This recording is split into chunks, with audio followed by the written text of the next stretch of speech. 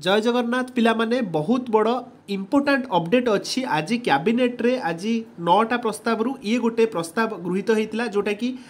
देखिपे Odisha uniform सेवा कर्मचारी चयन आयोगर गठन जमीती आपणकर OSSC अच्छी OSSC अच्छी वर्तमान ओडिशा यूनिफॉर्म सेवा माने आपणकर SI फॉरेस्ट गार्ड आपणकर एक्साइज ओके आउ रहिला OISF कांस्टेबल ये सबू पिला माने जेतिक यूनिफॉर्म जॉब रहिला आपणकर गोटे आयोग गठन होउछि ओके ता माने एठी गोटे कमिशन गठन होबो जोटा कि ए जो यूनिफॉर्म सेवा जो रहिछि सबु जाकर परीक्षा सेही गोटे कमिशन ही करिवो। वर्तमान ओडिशा पुलिस एवं अन्यान्य यूनिफॉर्म सेवार नियुक्ति विभिन्न बोर्ड माध्यम परिचालित होउछि एथि जोगु नियुक्ति परीक्षा रे अस्वाभाविक विलंब और अनियमितता देखा देइछि तेणु नियुक्ति प्रक्रिया को सुव्यवस्थित करने लगी जीएपीजी जो रही डिपार्टमेंट साधारण प्रशासन और साधारण अभियोग विभाग अधीन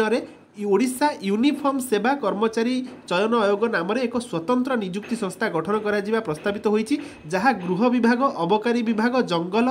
परिवेश जलवायु विभाग एवं वाणिज्य परिवहन विभाग अधीन पुलिस एवं अन्यान्य यूनिफॉर्म सेवा पई नियुक्ति प्रक्रिया परिचालना करिब। सो एठी आपणकर क्लियरली लेखा होची जे ए जो रही यूनिफॉर्म सेवा पाई आपणकर गोटे नुआ आयोग गठन करने को जाउछन्ती राज्य सरकार तेणु ओडिशा यूनिफॉर्म सेवा कर्मचारी चयन आयोग नियमावली 2025 को प्रणयन करने को मंजूर करागला। तो आग को जहाँ भी पिला माने देखंतु एबे वर्तमान जो रही आपणकर SI सेटा वर्तमान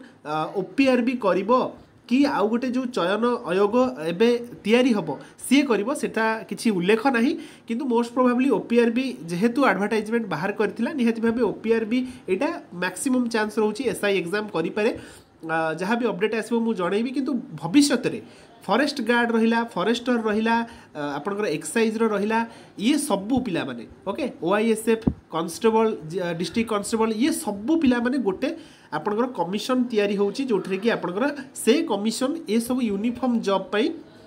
नियुक्ति काढ़िबो ओके आशा करूछि पिला माने आपण माने बुझी पारिथिबे तो निहाती भाबे चैनल को जदि प्रथम थर विजिट करूथिबे चैनल को सब्सक्राइब करिवे एमिति अपडेट पई रहउछि। जय जगन्नाथ।